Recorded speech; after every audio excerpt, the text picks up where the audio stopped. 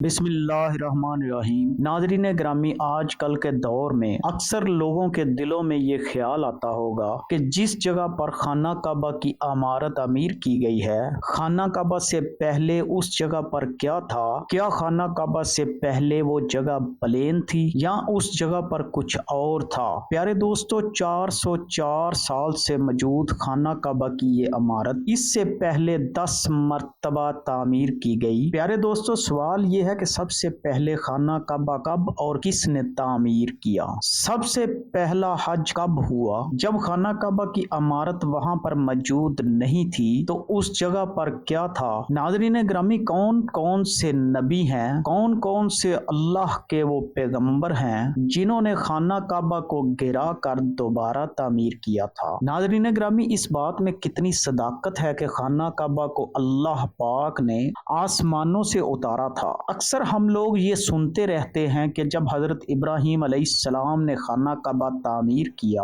تو خانہ کعبہ کی پہلی تعمیر نہ تھی، بلکہ یہ تعمیر تو پہلے سے موجود بنیادوں پر کی گئی تھی۔ جی ہاں ناظرین گرامی، حضرت ابراہیم علیہ السلام نے جو خانہ کعبہ تعمیر کیا تو وہ خانہ کعبہ کی پہلی نہیں بلکہ چوتھی دفعہ کی تعمیر تھی۔ ہم آپ کو تفصیل سے بتائیں گے کہ کیسے خانہ کعبہ 10 مرتبہ تعمیر ہوا۔ حضرت ابراہیم علیہ السلام نے چوتھی دفعہ خانہ کعبہ کی تعمیر کی۔ اللہ تبارک و تعالیٰ کے حکم سے حضرت ابراہیم علیہ السلام نے اپنی پیاری زوجہ حضرت بی بی ہاجرہ اور اپنے بیٹے حضرت اسماعیل علیہ السلام کو مکہ کی بنجر و ویران زمین پہاڑوں کے درمیان میں چھوڑ دیا، جہاں پر کوئی انسانی آبادی کا نام و نشان نہ تھا اور نہ ہی خانہ کعبہ کی عمارت تھی۔ ناظرین گرامی، خانہ کعبہ کی جگہ پر بس ایک سرخ ٹیلہ تھا۔ یہ حضرت ابراہیم علیہ السلام کا مکہ میں پہلا چکر تھا۔ اس کے بعد جب دوسری دفعہ حضرت ابراہیم علیہ السلام اپنے خاندان سے ملنے فلسطین سے مکہ آئے تو تب حضرت اسماعیل علیہ السلام کی قربانی کا واقعہ پیش آیا۔ پیارے دوستو، تیسری بار جب حضرت ابراہیم علیہ السلام مکہ تشریف لائے تو حضرت اسماعیل علیہ السلام کی شادی ہوئی اور حضرت بی بی ہاجرہ کا انتقال ہو چکا تھا۔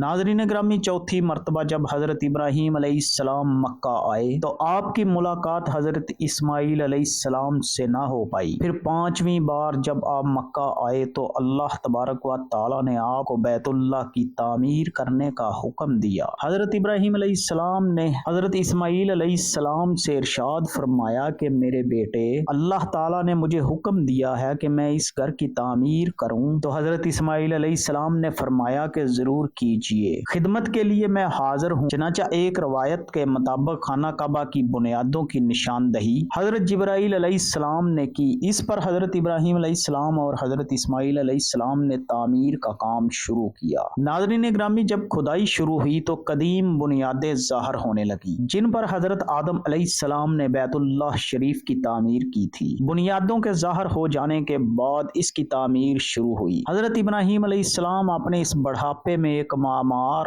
اور حضرت اسماعیل علیہ السلام ایک مزدور کی حیثیت سے اس کی تعمیر میں لگ گئے۔ ناظرین گرامی، کوہ لبنان، کوہ ہیرا، کوہ ابو قیس، کوہ صفا اور کوہ مروہ میں ان پانچوں پہاڑوں سے حضرت جبرائیل علیہ السلام پتھر لاتے اور حضرت ابراہیم علیہ السلام خانہ کعبہ میں لگاتے جاتے۔ حضرت جبرائیل علیہ السلام کی نشاندہی پر جبل ابو القبیس کی کھو سے 2 پتھر حضرت ابراہیم علیہ السلام کو ملے۔ ان میں سے ایک حجر اسود اور ایک مقام ابراہیم کے نام سے مشہور ہے۔ مقام ابراہیم وہ مشہور پتھر ہے کہ جس پر کھڑے ہو کر حضرت ابراہیم علیہ السلام نے خانہ کعبہ کی دیواریں بلند کی۔ جیسے جیسے دیواریں بلند ہوتی گئی یہ پتھر بھی ہوا میں بلند ہوتا رہا۔ نبی پاک صلی اللہ علیہ وآلہ وسلم نے ارشاد فرمایا، جس کا مفہوم ہے حجر اسود جب جنت سے اترا تو دودھ سے بھی زیادہ سفید تھا، پھر انسان کے گناہوں نے اسے سیاہ کر دیا۔ ناظرین گرامی، ایک اور حدیث مبارکہ میں نبی کریم صلی اللہ علیہ وآلہ وسلم نے ارشاد فرمایا،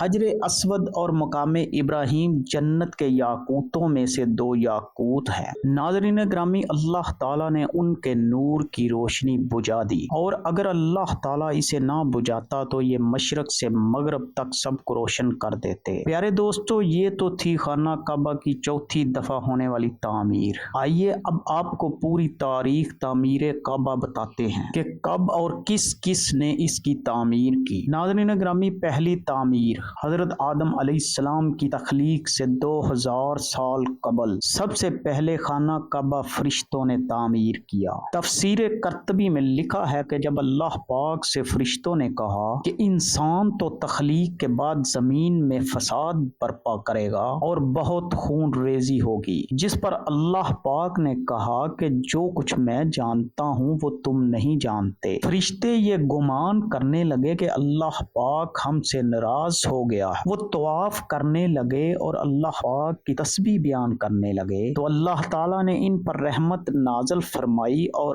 عرش کے نیچے حسن و جمال میں بے مثال گھر زبر و جد کے 4 ستونوں پر قائم فرمایا اور یہ گھر بیت المعمور کے نام سے متعارف ہوا۔ ناظرین گرامی، سورۃ طور کی آیت نمبر 49 میں اللہ پاک نے بیت معمور کا ذکر فرمایا۔ بیت المعمور 7ویں آسمان میں عرش کے سامنے کعبہ شریف کے بالکل اوپر ہے۔ آسمانوں میں اس کی حرمت ایسے ہی ہے جیسے زمین پر کعبہ معظمہ کی حرمت۔ یہ آسمان والوں کا قبلہ ہے اور ہر روز 70,000 فرشتے اس میں طواف اور نماز کے لیے حاضر ہوتے ہیں۔ جو فرشتہ ایک دفعہ آتا ہے پھر کبھی انہیں واپس یہاں آنے کا موقع نہیں ملتا، بلکہ ہر روز نئے 70,000 فرشتے حاضر ہوتے ہیں۔ ناظرین گرامی، اس کے علاوہ بخاری و مسلم حدیث شریف کے حضور پاک صلی اللہ علیہ وآلہ وسلم کو بھی بیت المعمور دکھایا گیا۔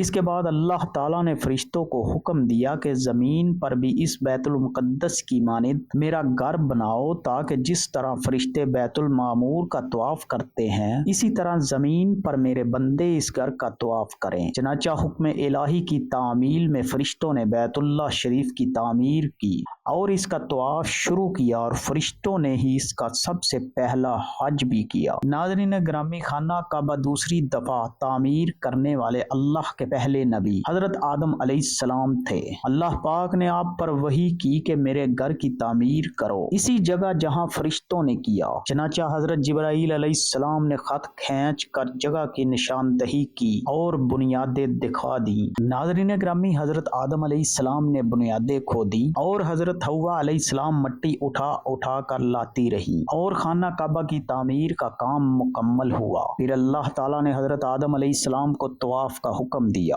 اور ساتھ فرمایا آپ پہلے انسان ہیں اور یہ پہلا گھر ہے۔ تیسری تعمیر۔ ناظرین گرامی، وقت کے ساتھ ساتھ خانہ کعبہ کی دیواریں کمزور ہوئیں تو حضرت آدم علیہ السلام کے بیٹے حضرت شیش علیہ السلام نے مٹی اور پتھر سے خانہ کعبہ کو دوبارہ تعمیر کیا، جبکہ کچھ مفسرین کا کہنا ہے کہ حضرت شیش علیہ السلام نے صرف مرمت کا کام کیا تھا۔ چوتھی تعمیر۔ پیارے دوستو، طوفان نوح میں خانہ کعبہ کی عمارت غائب ہو گئی تھی اور یہ جگہ صرف ایک اونچے سرخ ٹیلے کی طرح رہ گئی تھی۔ پھر حضرت ابراہیم علیہ السلام نے حضرت جبرائیل کی نشاندہی پر اسی بنیادوں پر تعمیر کی جس پر حضرت آدم علیہ السلام نے کی تھی، جس کو اللہ پاک سورۃ البقرہ کی آیت نمبر 127 میں بیان فرماتا ہے۔ پانچویں اور چھٹی تعمیر۔ پیارے دوستو، خانہ کعبہ کو 5ویں بار قوم عمالقہ اور چھٹی مرتبہ قبیلہ جرہم نے تعمیر کیا۔ قبیلہ جرہم میں سے جس شخص نے یہ کام کیا اس کا نام حرس بن مزاز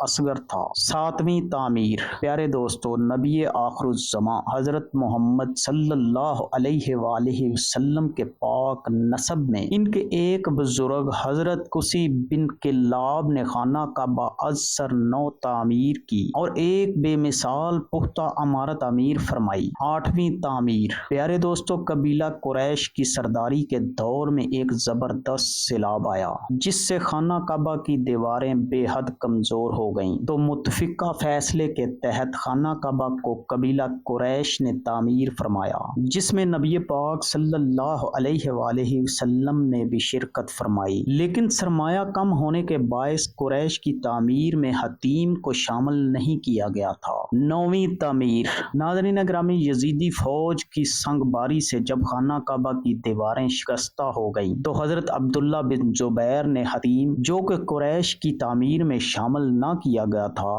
اس کو شامل کر کے بنیاد ابراہیمی پر نئے سرے سے تعمیر کیا۔ 10ویں تعمیر۔ ناظرین گرامی، عبد المالک بن مروان کے نائب حجاج بن یوسف جو کہ ایک ظالم حکمران تھا، اس نے 74 ہجری میں پھر سے خانہ کعبہ کو قریش والی تعمیر کے مطابق بنا دیا۔ پھر جب خلیفہ ہارون مسند پر بیٹھا تو اس نے خانہ کعبہ کو منہدم کرنے کا فیصلہ کیا اور عبداللہ بن زبیر کی تعمیر کے مطابق تعمیر کرنا چاہتا تھا، لیکن امام ابو یوسف نے یہ کہہ کر اسے روک دیا کہ اگر یہی طریقہ رہا تو پھر ہر آنے والا حکمران اپنی شہرت کے لیے خانہ کعبہ کو گرا کر تعمیر کرتا رہے گا اور لوگوں کے دلوں سے اس گھر کی عظمت کم ہو جائے گی۔ ناظرین گرامی، پھر 1040 ہجری میں سلطنت عثمانیہ کے سلطان مراد بن احمد خان شاہ قسطنطنیہ نے حجر اسود والے رکن کے علاوہ ساری عمارت کو بنیاد حجاج کے موافق تعمیر کیا۔ اس تعمیر کا کام 6 ماہ میں مکمل ہوا۔ اس نے خانہ کعبہ کے اندر سنگ مرمر کا فرش بچھایا اور اس کے اندر نہایت نفیس مخملی چھت گیری لگائی اور باہر کی دیواریں سنگ خارا سے چونا میں چنی نہایت نفیس ریشمی سیاہ پردہ خانہ کعبہ پر ڈالا جس پر کلمہ طیبہ لکھا ہوا تھا اور سنہرے حاشیے پر سلطان کا نام لکھا ہوا تھا۔ ناظرین گرامی، عثمانی سلطان کی تعمیر کے بعد شاہ فہد بن عبد العزیز نے سن 1417 کو بیت اللہ شریف کی تجدید کا کام کیا، لہذا خانہ کعبہ کی موجودہ عمارت کم و بیش 404 سال کی ہے، کیونکہ یہ عمارت 1040 ہجری میں بنی اور اب 1444 ہجری ہے۔ پیارے دوستو، اللہ پاک سے دعا ہے کہ اللہ پاک ہمیں نیک اعمال کرنے کی توفیق عطا فرمائے اور برائی سے بچنے کی توفیق عطا فرمائے۔ پیارے دوستو، اگر آپ کو ہماری آج کی ویڈیو پسند آئی ہو تو کمنٹ باکس میں آمین ضرور لکھیے گا۔